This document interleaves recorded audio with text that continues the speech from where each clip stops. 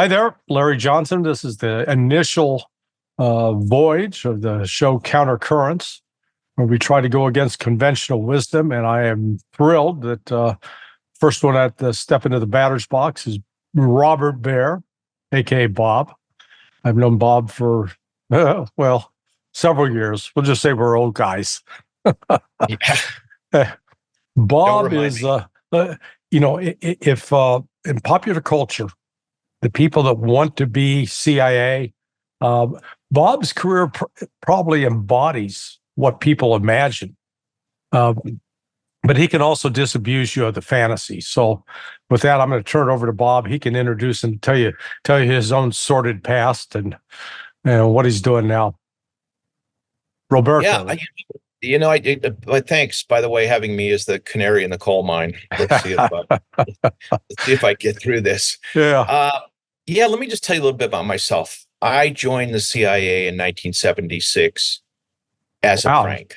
You were a youngster too, right? Yeah, I was about 21 when I applied, just out of college, out of Georgetown. Yeah. Had no idea what I was doing. And I think at this point, if the CIA could take a recruiter that hired me and dig him out of his grave and hang him. But anyhow, I heard from Uncle Milty 20 years ago, Milt Bearden, and he said something to the effect, yeah, Bob comes up with 10 ideas, probably too many, but he always has two better ideas than anybody else. So he was, and I was willing to try him. So I joined the CIA having no clue what I'm doing. They put me in alias when I come in the building, which of course everybody in the building saw right through right away. They said, "Oh, come on, that's not a real name. Sounds like a central cover phony name." And anyhow, I get through 2 years of that. I'm supposed to go to Tehran. The embassy gets taken over and I go to India. And the reason they send me to India is when people that they're not quite sure about, they put them out in these remote places, see how they do, see if they beat surveillance. Because if there was a flap with the Indians, we didn't much care. Right. It didn't matter. So I got through three years of India and went into Arabic and then went to Damascus. And this was in the middle of probably some of the worst relations you could imagine with Syria. There was the war in Lebanon, the Israeli invasion, there was the hostages. We were bombing Syrian positions. And I was there for about 2 years and then one tour after another. But once I got through the Lebanon, Syria thing in my blood about being in a conflict zone, that's where I always went. Whenever I could. I worked for Uncle Milty in Khartoum in the middle of the coup, the civil war starting. For a while, they sent me off to Morocco, which was just an utter bore. And I left there and then went to Central Asia, to Tajikistan, because it was a civil war. When two people are fighting it out, it's so much more interesting than being assigned to, I don't know, Switzerland, where you're worried about that. I don't know if you know what people do in Switzerland. Yeah. So that's my story. And then I get sent out to Iraq, where it was probably the biggest mistake any division ever made, because I went there with a lethal finding, which gave me the authority to get rid of Saddam.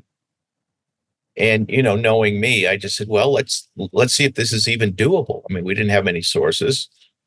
I knew that Ahmed Chalabi was a waste of time. And so I was looking for somebody in the military who could execute this. And lo and behold, somebody shows up, says they can't. I don't know if they could.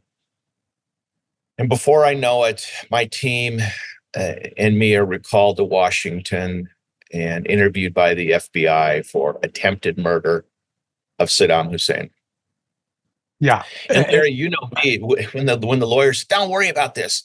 You're going to be interviewed by the FBI, but this is sort of standard. And what they forgot to tell me is they were investigating me for a capital crime, crossing interstate borders to commit murder. Somebody wiser than I would have immediately called a lawyer and stopped the whole thing. But I went through it, polygraphed, my team was. We were exonerated. The FBI was absolutely fantastic. I mean, seriously, they said, this is just stupid, stupid, stupid. And we can't apologize, but effectively, this is an apology. So who was it that initiated the action? There was a guy, it was a General Samurai. He had just defected. He said he was in touch with 5 senior officers who wanted to get rid of Saddam in order to head off, we could see it coming back then, an American reinvasion of Iraq. Right, right. And in my math, I thought, is it better to get rid of the guy in a coup, kill him if necessary, or invade Iraq and let the Iranians in? It was a no-brainer for me. Yeah, but I mean, who on the U.S. side said, "Hey, we got to go after Bob Baer for this is a violation of U.S. law"? You will understand this. The division chief failed to tell the NSC and the director about all our cables about this plan, and there were like 6 of them. And I'm not so stupid as I look. I took the in and out numbers down so that I had a record, not the actual cables, but a record of when they were sent in and the numbers. Right, right. And so Studeman, the acting director, didn't know anything about it. The National Security Council didn't know anything about it. Tony Lake, the National Security Advisor, said, what in God's name is going on in Iraq? In the middle of this, we had the Iraqi army going on a GEAM alert, which is their highest alert. Right. We had the Iranians on full alert. They were moving platforms to Iraq. And we had the Turks on full alert. Everybody in the region seemed to know what was going on, that there might be a coup. But the White House didn't know, and Studeman, the acting director, didn't know. So Studeman panicked, saying, I don't know anything about this. And the division chief never came clean with him. So he thought it was like a rogue coup. So he calls up Louis Freeh and says, hey, investigate these people. And Louis Freeh, he didn't know anything about any of this, about the finding or the rest of it. And he says, well, okay, if this is a criminal referral from the CIA, I got to carry it out. Of course, when Lake finds out about it, he's greatly embarrassed and says, let's pull this baby back, stop this. And by then Studeman finds out. But what was interesting for me is that the CIA, congressional affairs, continued to lie to Congress because the Senate wanted to know what was going on. And they called me up and I said, hey, I told them what was going on. They could have stopped this. They could have pulled me back early, any number of things. And they said, do you have any proof of this? And I gave them the cable numbers in and out. I suspect at that point they went to the CIA, and the CIA had to own up to this whole thing. But it was all swept under the rug. Yeah. Larry, the question is, why after 20 years did it take me to figure out how the mechanism works, the gears turn? Well, yeah, I learned early on what I call it. I called it the fuck your buddy club. They'll instead of watching your back, you got to watch your back yourself because you never know who's going to be sticking a knife in it. They're not back. Because you remarked sort of that transition. My understanding was prior to Iran-Contra, that if a case officer got in trouble but was carrying out orders, the management chain would have would protect him, have his back. You got sort of cut loose. You were left hanging out there on your own for a while anyway, correct? Well, totally. And then, I wasn't done getting in trouble at that point. I ran a source who happened to frequent the President Clinton, and the National Security Council. And he was trying to get an oil deal in a Russian area. And so what he did was met the Russians, said, hey, I'm going to support the DNC with effectively, it wasn't Russian cash, but, with your connivance, I'm going to support the DNC, and you're going to get this oil concession. And I reported this, and I gave it to the FBI, and the FBI said, hey, we're not touching this with a 10-foot pole. Go away. And their advice was, which was very good advice, was write 100 copies of this memo, send it all over the building, including to the janitors, which I did. about Russian money going into the American politics. This was 95. This is a long time ago. Yeah. And of course, then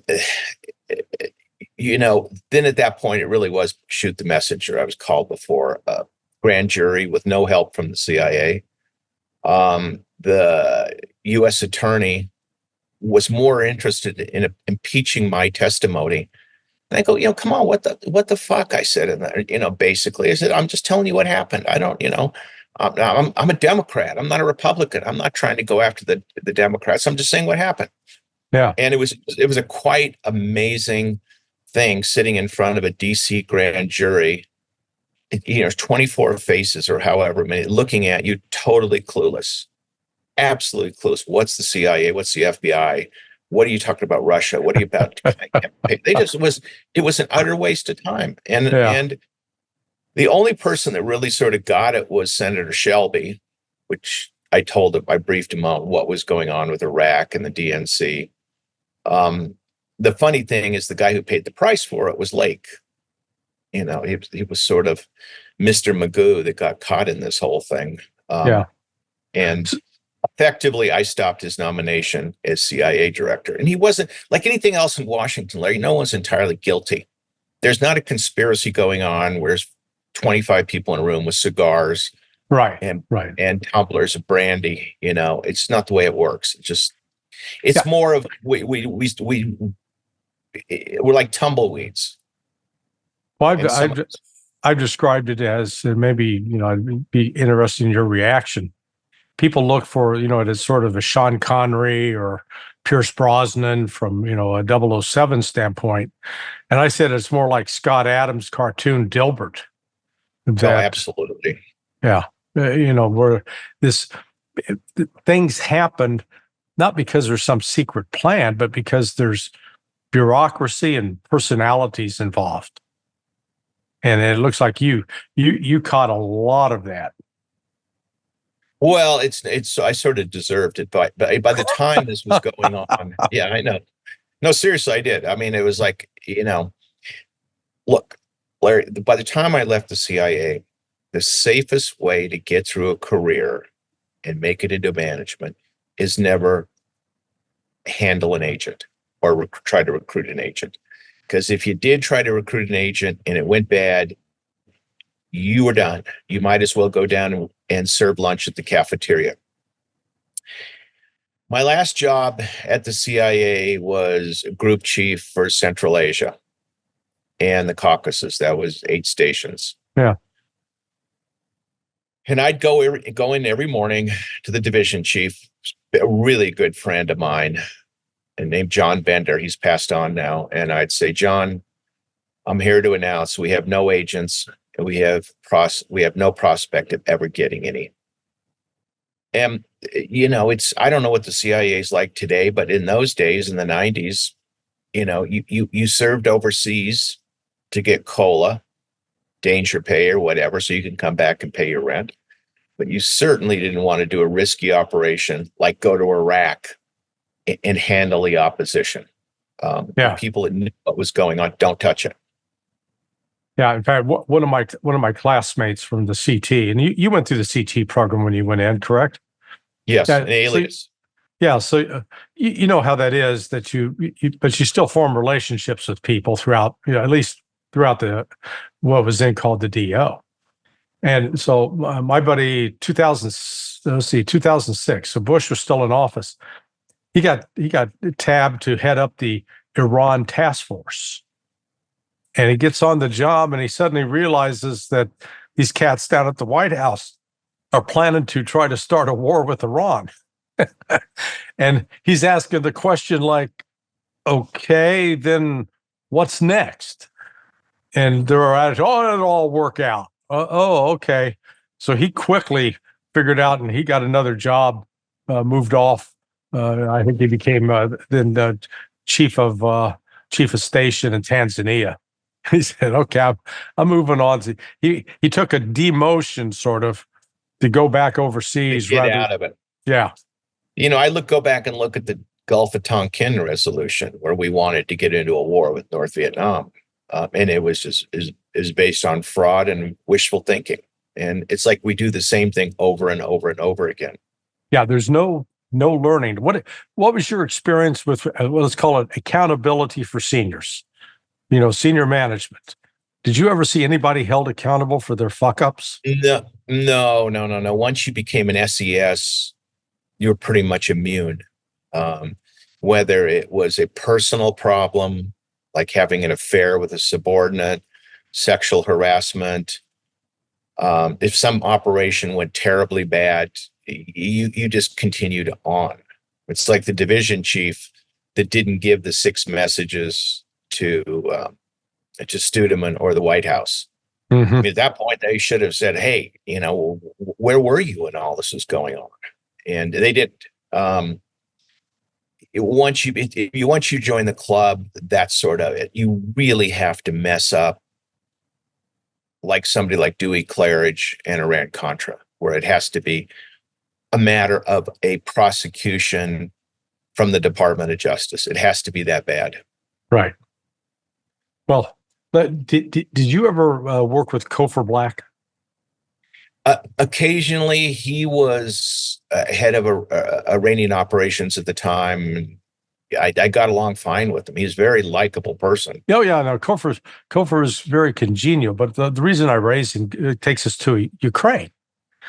So, here he is. He goes from heading the counterterrorism center, and then he gets appointed as the ambassador for counterterrorism at State. In my old office. When I left the agency, I went down to State CT. Does a stint there, sort of, puts his time in. Then, gets out, works with BlackRock, but then all of a sudden gets appointed to the board. I mean, Blackwater.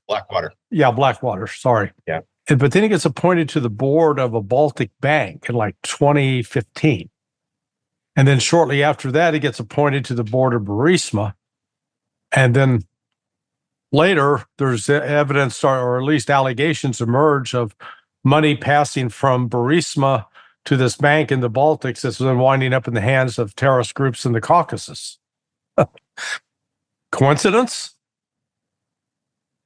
Look, when people leave the CIA, this is a basic fact. If you retire, even as a 4 or 5 senior intelligence service, you can't really live. You can't afford to live in New York or Washington, D.C. I know this is very basic, and you need to go out and you need to rifle through all your contacts to get a job. And if someone's going to appoint you as a board, the military is the same way, as you take right. it. You don't care what it is. You get your $250,000 a year. You get 4 or 5 of these, and you can live well in Washington, D.C. And people don't take a look at what's, people end up working for the Russian mob. It happens a lot. Yeah. And they don't know that it's the mob, and they're not involved in criminal activities, but they need the money. And that's an oversimplification, but that's the way it goes.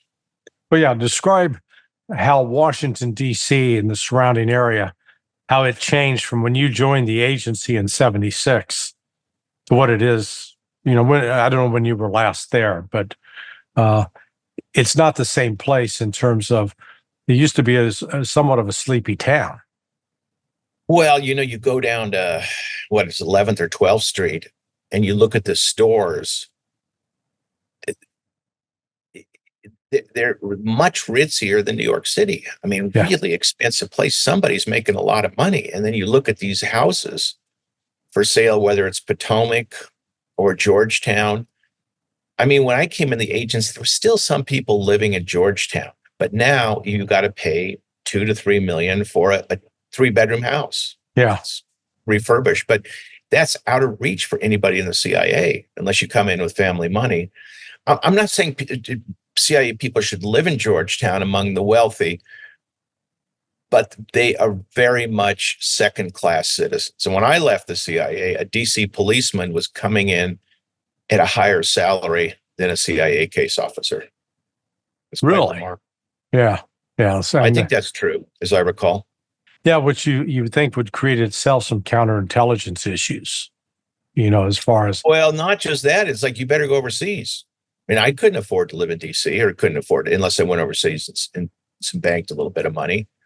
Yeah, explain. I don't think the average person understands how significant it is when, you can be a GS-12 in the Directorate of Operations, and then when you get assigned overseas, you're at a station where it doesn't matter what, actually probably better in Africa than to be posted to Paris, right?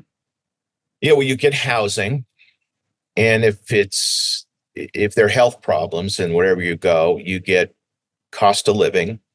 And if it's dangerous in any way, you get danger pay after a certain amount of days. So it really adds up. We're talking 20, 30, 40% of your salary. But, with the housing, it's even much better than that.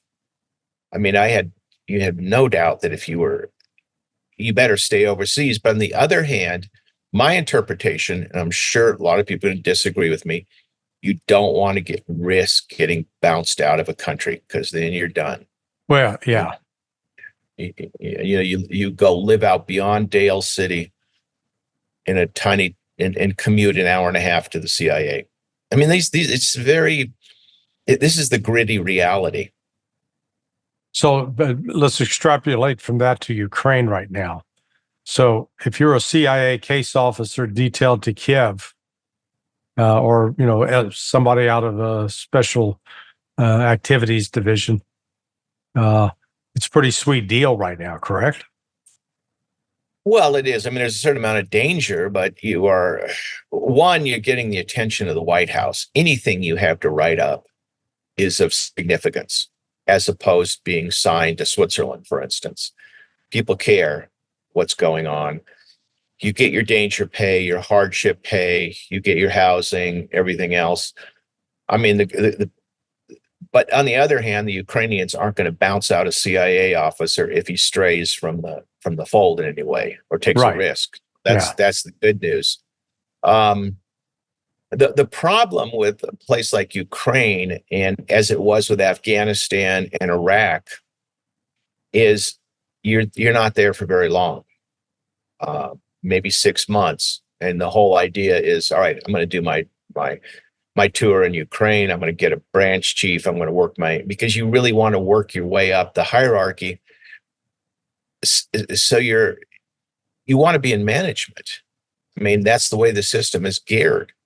So if you're a Mandarin speaker, you don't want to, spend, 20 years in Beijing or Hong Kong or Singapore being a language specialist, because then you get sidetracked in the promotion cycle.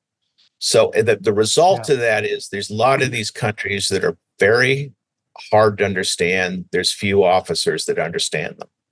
No, in fact, I think that's one of the really critical points you've made in several of your books, that the public perception that the CIA rewards expertise, and that, hey, you're the China expert, or you're the Russian expert, or you're the expert in Iraq, is not the case. That a lot of times you'll get people, it's all about getting promoted and getting into a senior management position, whether or not you actually had substantive expertise in the area, which I think is crazy. It is crazy, because I spent a lot of time in Lebanon and Syria, and I tried to understand Saudi Arabia. I wrote a book about it, but it honestly, it was always remained fairly superficial, and I was doing better than a lot of people. But to understand, let's say, the Saudi royal family, you not only have to do a couple tours in Saudi Arabia, you have to speak Arabic to talk to people that are not in the major cities. And then you got to do some time in London, where the Saudis go on vacation. Right. And you probably would serve you well to have a graduate degree in Middle East studies from SAIS, for instance, Johns Hopkins. And then you got to stay with it. But at the end of the day, you don't get rewarded for that. You get rewarded for management. You've got to do a tour on HR. You've got to do we don't want you to become a specialist.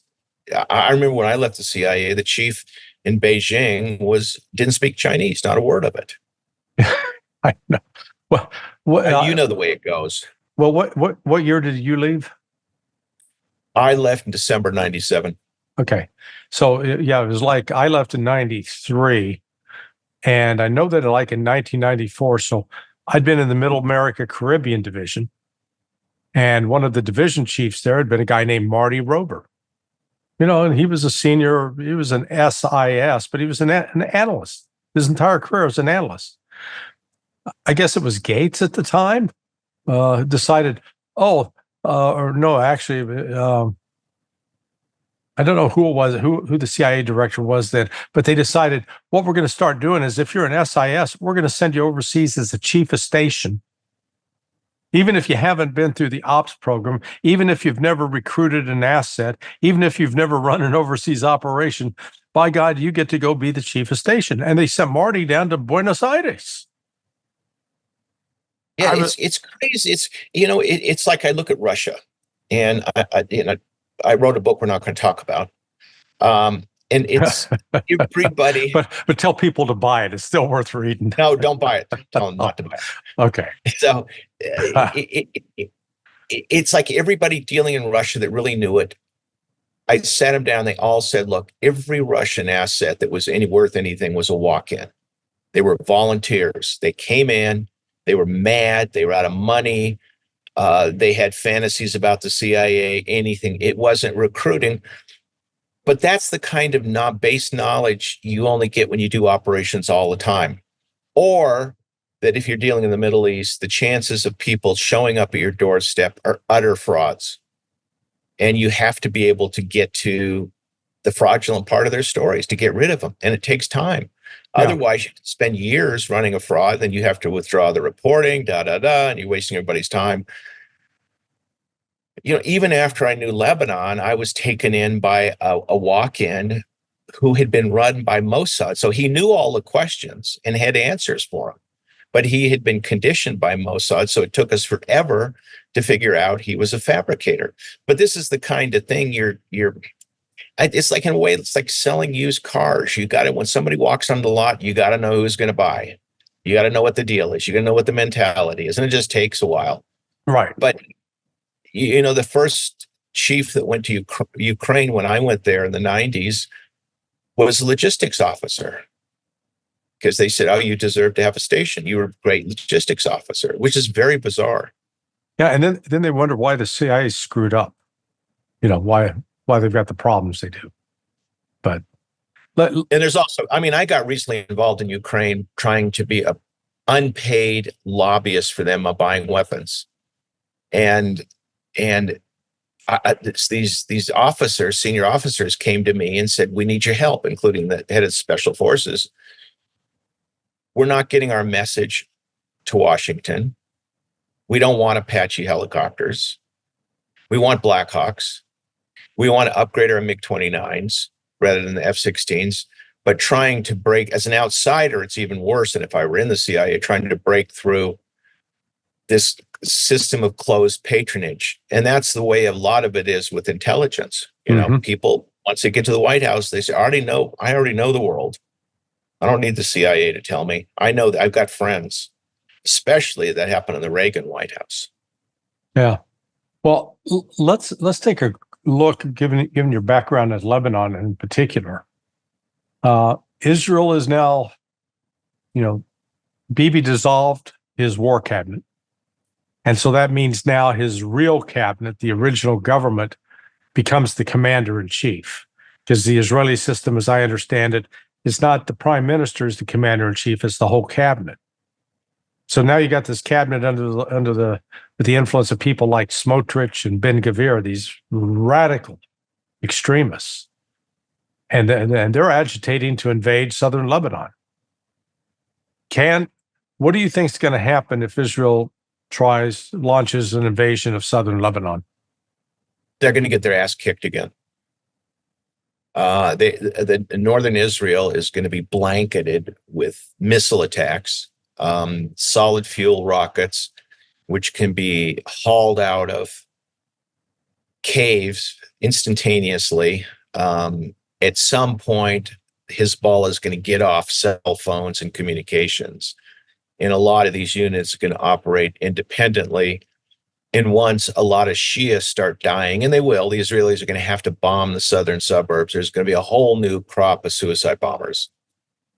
And the way it works among Shia Lebanese and all Shia is you need sort of orders from Tehran, Khamenei, and he'll give them. He said, all right, got to sacrifice yourself for the cause. What happens next? The kind of war the Israelis are talking about, we're going to really have to up our supplies to them. And of course, the worst case scenario is if we were drawn into Lebanon. I investigated, I spent years doing this, both inside and outside the CIA. Remember when the Marines were blown up in 83? Yeah. And what they did was they got a suicide bomber. I actually met the family, and I think it was the family. And they claimed that their son did it. And they sent this van in, and they were so sophisticated that rather than just filling it up with explosives, they covered the bottom with cement. So the blast would go up and bring the buildings down. And that's why we lost hundreds of Marines in that. The same way with the embassy. The fact that they got a GMC van and they drove it into the lobby. And they're just very good at this. And let's not forget that they killed the Israeli commander in 2000 with a shape charge. Mm-hmm. He was going 67 miles an hour, and they put this shape charge through the back seat of his car. That takes a bit of accuracy and know-how. So this is what the Israelis are going to be up against. You can't look at the right or wrong, but they're this asymmetrical warfare. They're going to get dragged into this. Our answer to asymmetrical warfare is 155 shells, which will be the Israelis again in Lebanon, and they'll just simply flatten the southern half of the country. I don't see, that's what'll happen. Now, whether the military can talk the far right out of this, I have no idea. Well, Doug McGregor was talking yesterday and raising the possibility of Israel using tactical nukes against southern Lebanon. I would have initially said, nah, I don't think so, except I've got two other sources who, one's former IDF. They're Americans. They're very prominent in their respective fields. I'll leave it at that. I can tell you offline who they were. But they've got direct sources at the most senior levels in the IDF. And the IDF is talking to them about, well, we're going to launch this devastating air attack on southern Lebanon. We will destroy, they've convinced themselves they're going to destroy Hezbollah. And as they have Hamas. I mean, yeah, as the military has come out, Hamas is an ideology. It's not an organization. And we've seen so much recently about that Sinwar isn't even where all the hostages are. I mean, some of them have been taken by private groups. Some have been taken by Hamas groups that have broken away. He couldn't even impose a ceasefire if he wanted to, because someone's going to grab a machine gun and shoot the first Israeli that walks down the street. So nobody's really dealing in fact here. Yeah. Is like always, we'll just say, we'll send them artillery shells, we'll send them money and hope for the best. And the best has not turned out to be great. Yeah, when you dig into the actual number of so-called terrorist attacks by Palestinians, and the vast majority of them are not even attributed to Hamas or Hezbollah for that matter, but they're revenge attacks. It's like one-on-one, someone stabbing someone shooting someone ramming them with a car. It's what you get from people who are pissed off. Yes, exactly. It's retaliation. What's the Latin word? Lex talionis, the law of revenge, the law of reprisals. That's what it is. So when you go and you flatten Gaza, you're going to get more revenge attacks over the years. I mean, it was the same way with Afghanistan. Do you know the only group that won in Afghanistan was the Mongols? Mm-hmm. You know why? Because they killed everybody. Everybody. Can we support that in Gaza and southern Lebanon? And by the way, Larry, I don't have any solution for any of this. I understand what the Israelis are doing after 7 October. They're scared. And don't forget that Hamas looked at this. The whole idea is to cause fear, cause people to look at a problem like we are today, the Palestinian problem, and then provoke an overreaction. So they were acting like, call it terrorism or whatever you want. But no, Hamas is not an international terrorist group. It's an Israeli problem. And if I were in Bibi Netanyahu's shoes, I'd have no idea what to do. I can do. He will make mistakes, and more and more and more. Is Hamas an example of an intelligence operation gone wrong? Because right after they organized, so it wasn't, some people have claimed that Mossad organized Hamas. That's not true. But once Hamas was organized, it does look like the Mossad began funneling money, and it was Israeli government policy, to Hamas to create someone that would be in opposition to Fatah and the PLO. Exactly, because they were so many years focused on Arafat, who started attacking Israel in what was that, 65? Yeah. So he starts attacking Israel, and that became the bureaucracy's focus.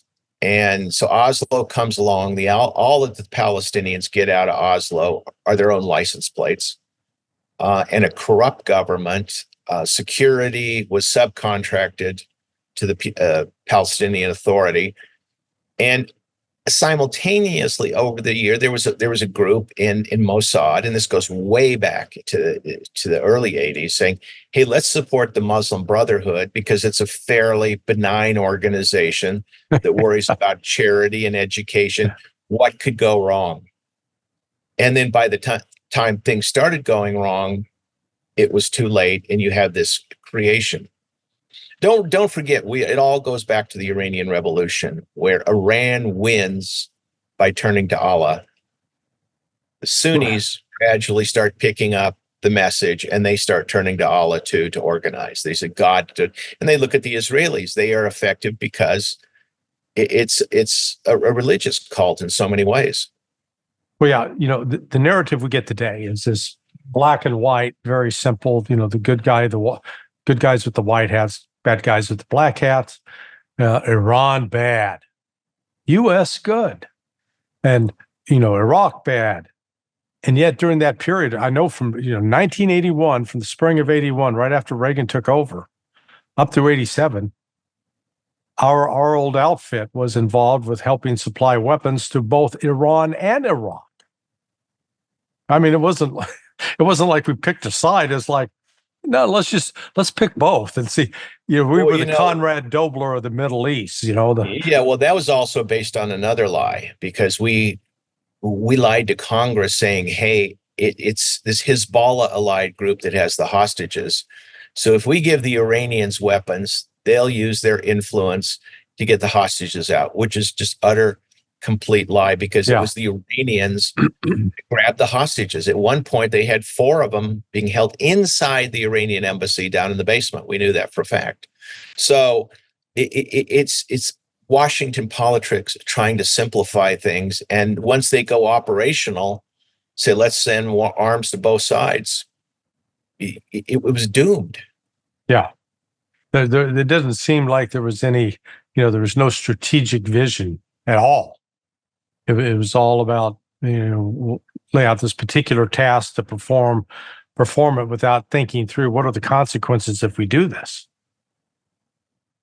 No, and it's in everything's done in Washington is done at the last minute. It's a matter of desperation. And you go back to every single war, whether it's Afghanistan. I mean, let me look at Afghanistan. Mullah Omar lived outside an American base for like 2 or 3 years before we even found out he was dead. And he lived there and just years. Yeah. And by the way, I sympathize with the CIA on Afghanistan, because I tried to collect on Afghanistan and I could never get any human being to tell me the truth, what was going on there. Central Asia is a nightmare for collecting intelligence, an absolute nightmare. I know from one of my CT buddies.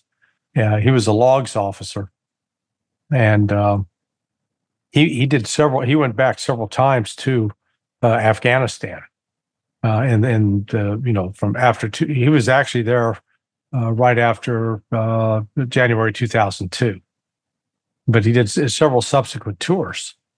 And what he told me was, because I asked sort of naively, "Oh, who's coordinating the CIA operation in Afghanistan?" He goes, "Nobody. The Kabul's doing its thing, Kandahar's doing its thing. Every single CIA base that was there, they were like on their own, operating with their own. There was no guiding strategy. It was like, hey, just everyone's out doing their own thing, a different jazz ensembles." Does that ring true to you? Yeah, and also everybody was TDY. I do 6 months, live in a container in Kabul. And, I understand when I went there as a civilian after we went in, and I rode around in a taxi, which was foolish for an American official. For me, I was Mr. Magoo. Yeah. But, and it was such an alien culture. I interviewed this would-be suicide bomber, and he said he'd been recruited in a mosque. He was a kid, very nice kid. And they gave him this device. And he said, "What is this?" And he says, "This is communications with Allah. So what you do is walk up to the local governor and you pull his pin, and then all of us decide to take you and the governor to heaven or not." He had no idea what the device was. And it misfired and he was arrested. But it was like, and the Pashtun are just so alien to our culture, and getting inside the tribal areas of Pakistan and Afghanistan was non-doable ever. And you could learn fluent Pashto and still you couldn't do it, in all frankness. Well, are you familiar with Gary Bernson's story about? Yes. Okay, yes. So I mean, there's Gary sitting in Montevideo as the deputy chief of station, and being the last American, I guess, to have been in Afghanistan.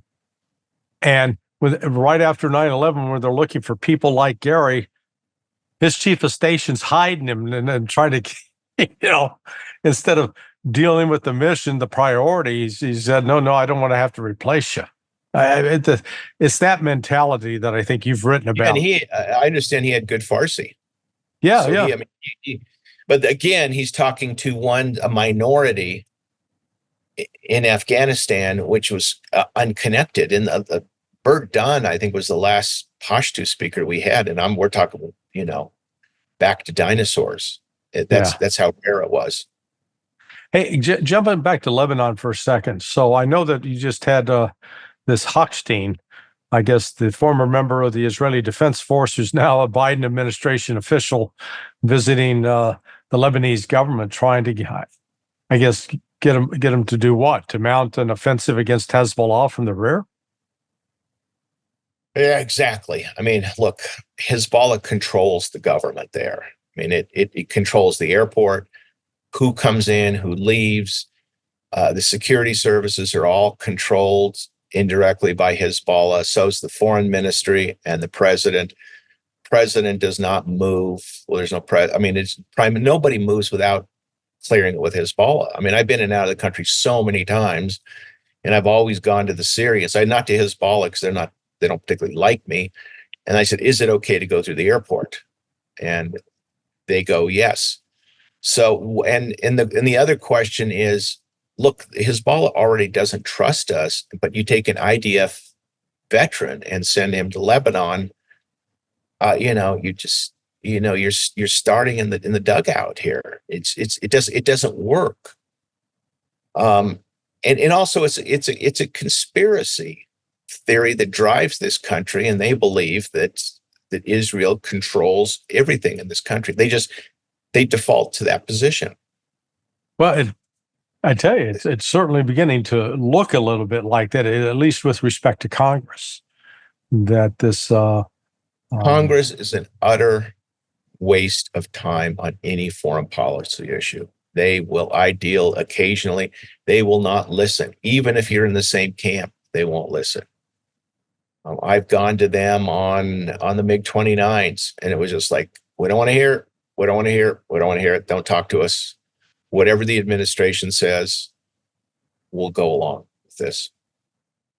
Yeah. It's also, it's like, let's go back to Russia. I mean, it's like all these fools that thought that we could humiliate the Russians for 30 years. They believe the promise, not an inch, about NATO. Doesn't really matter what the wording is. This great book, Not an Inch, by the way. They believed us that, all right, the wall comes down, Soviet Union is broken up. You were not going to take advantage of this. This was the Russian message, which is exactly what we did, all driven by domestic politics, by Congress. We want to look tough against the old enemy. And lo and behold, the KGB comes back in a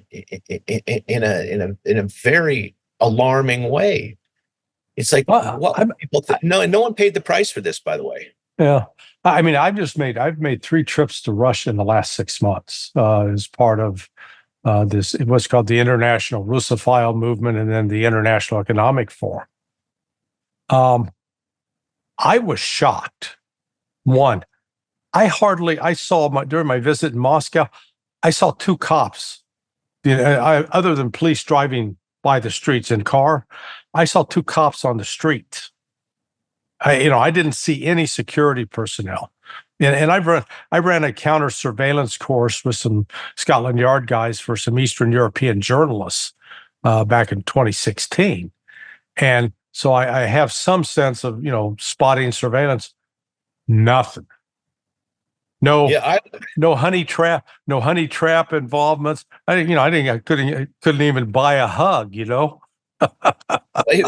was funny. I went there to do something on Oswald, and I got the KGB to let me interview one of the guys who met him in Mexico City 8 weeks before, and it was just like, I mean, it was not a controlled interview.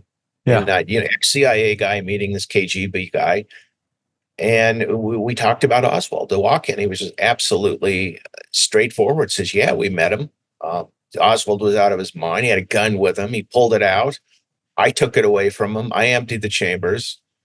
And he says, "Probably you're a case officer. What would you do?" And he says, "Well, we sent him to the Cuban embassy because we want to get rid of him." Which was, and Oswald goes to the Cuban embassy and raves about killing, whoever, Kennedy, whatever, and no one took him seriously. I was mine, but it was just the Russians were very forthcoming. Oh, by the way, I tried to beg them to let them into Lubyanka to get a look at Hitler's mandible, but that was a bridge too far for them.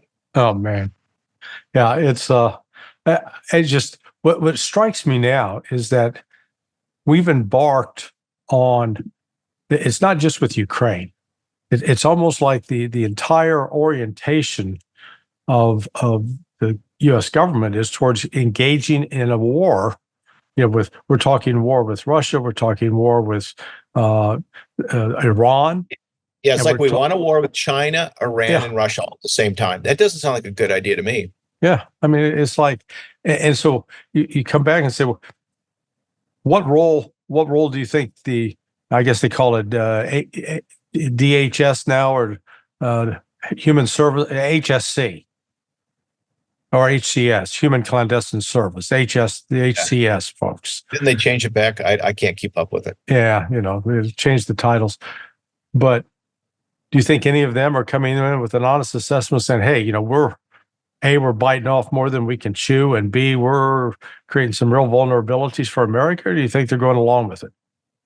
No, it's all based on loyalty. You're loyal to your boss is loyal to the CIA director. The CIA director is loyal to the NSC and to the president. Once somebody shows any disloyalty, bounced out. That's the way Washington has always worked. Loyalty. You look at Vietnam, nobody said a word. They believed otherwise, that bombing North Vietnam was an absolute waste of time. But McNamara was intent upon bombing. That's going to do the trick, or mining the harbors. And everybody down the line knew they had to be loyal, and they certainly wouldn't have sat in a White House meeting and said, "Wait, I object. I don't think my boss is right. It just doesn't happen." Yeah, actually, I was lucky. I wish I could go back and do it all over again when I was a new analyst.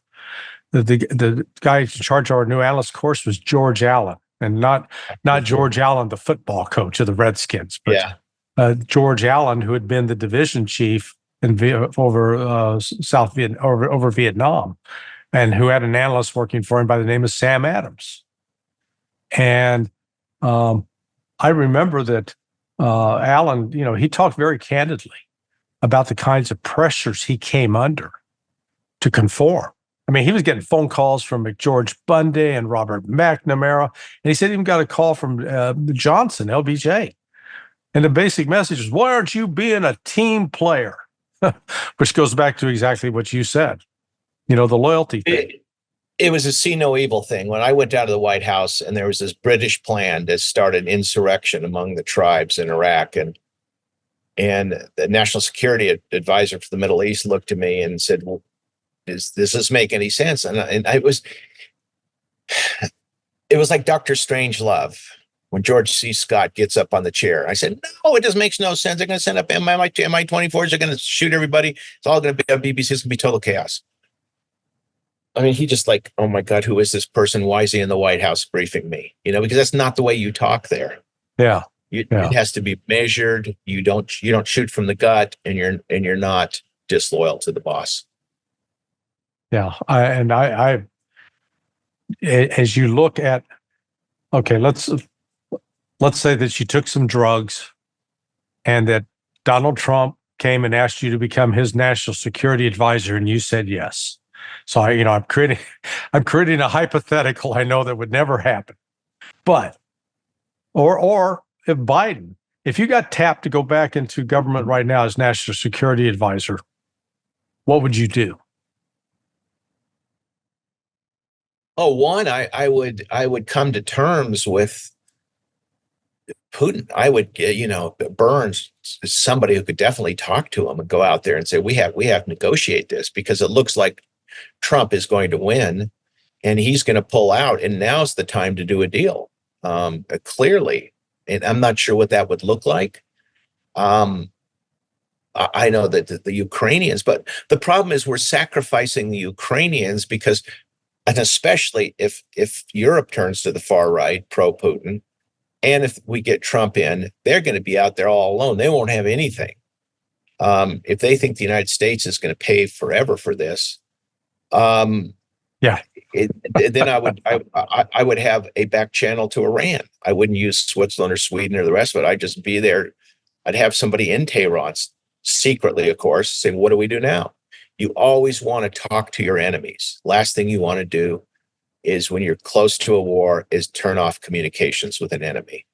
Well, in fact, I think, I don't know if you'd agree or not, but as I look at the trajectory of Iran going from the 1980-81 period to today, they're not the same, quote, crazy radicals that they were in the early, the 1980s, when they were kidnapping Americans and blowing up the Marine barracks and blowing up the embassy in Beirut twice, and that kind of thing. Well, look, they won in Lebanon. They got the way. They won in Iraq. I mean, half the Shia pay obedience to Tehran. I mean, yeah, we did that. I mean, I remember I had lunch with Jerry Bremer a week before he got named to become Poobah. And, Jerry and I used to be friends, L. Paul Bremer. And when he got named to it, I tried to hook him up with people like Pat Lang. Did you know Pat Lang? Yeah, Pat. He's really good. I've read some of his stuff. I haven't seen it in a long time, but he's really good. Yeah, no, he died a year ago. Oh, I didn't know that. Old guy now. But, Pat had been the defense attaché to Yemen and to Saudi Arabia, and he's actually the one that hand carried the intelligence to Iraq. And so I tried to get him introduced to Jerry, and Bremer goes, no, I don't need to talk to him. And so we go in, we disband the Baathists, we basically put the Shias in charge, and you got to be the Iranians watching this going, what's the plan? There is a God. There is a God. Yeah. Right. It's quite amazing the mistakes we have made going back to Korea, It's like in 1945 we gave up our brain. Yeah. Have you read Tim Weiner's book, Legacy of Ashes? Yeah, I'm mentioned in that, not favorably. Well, yeah. Yeah, he did. I did think it wasn't necessarily a fair shot at you, but I think he, as I read through it, that I kept coming across my experiences tracked with what he was reporting. Oh, he's right on. He's on solid ground. And what strikes me is that, from the outset in 47, 48, we had this, this, I'll call it this hair up our ass about Russia, that we were, that, and I'm not arguing that somehow Russia was some sort of, utopia, place of peace, love, and capitalism. But there was a reason for the Soviet paranoia. I mean, they did have a legitimate reason behind their paranoia. And then we get into this back and forth between the United States and the Soviets, where we keep reinforcing that paranoia. One point that I know that Jeffrey Sachs made recently was that 1955 marked an opportunity that was missed when the Soviets actually pulled out of Austria. Because when I was raised, I never heard about that. We were always talking that the Soviets were out and they're going to encroach, take over the world, instead of saying, no, once they got reassurances that Austria is going to be neutral, they pulled out. Now, that doesn't mean they stopped intelligence operations, just like it means we wouldn't stop intelligence operations. But once you put it in that light, you go, you know what? We could have had a whole different storyline instead of, losing 58,000 guys in Vietnam for what? And, we've been in war after war where we're inflicting so much harm on other people and not achieving anything that secures the United States in terms of making us wealthier, making us more secure, making us more free. Yeah, and it's like the Vietnam. I read everything I can about Vietnam. It's just that Ho Chi Minh was begging us for an alliance. Yeah, and the predecessor of the CIA wasn't dealing with the guy, and he definitely wanted to cut a deal with us. And then for some reason, we just would take over from the French and colonialism. Yeah, actually, we don't get the colonial thing. How the world looks at us as colonialists, not as a democracy. No, you're absolutely right. I mean, I worked at State. One of the officers in diplomatic security, Burley Fusilier. His dad was the OSS guy who was Ho Chi Minh's handler. He was one of the OSS guys deployed there with Ho Chi Minh, and told me the stories about Ho Chi Minh really initially saw himself as trying to follow the American Revolution, but just crazy. Hey man, I've eaten up about an hour of your time. No, this is great. I like doing these things because I learn stuff. I do go on, but I do learn a lot. As these debacles continue to unfold in both Ukraine and Israel and Palestine, I will want to come back and pick your brain. And do you want to plug anything? I mean, you've been a prolific author. I credit you for that. That takes some discipline. Yeah, the one thing I made a mistake in my first book, See No Evil, was I did not get into chatter. And I was so scared of the CIA because I had to send it to them. Was really sort of what I know about Iran and what I know about Lebanon is what the CIA calls chatter. You can read anything you want into that, but that was a huge mistake I'd made in my writing. But, combine it with overhead, human sources, and chatter, and you get a pretty good idea what's going on in a country, unless it's Afghanistan. Hey, one last thing, and it is a little bit, we laughed about it before, but you'd commented that in the review process that they left in your first book, they left material that was classified as a SAP program, really, in the book, and apparently they didn't even realize they left it in there.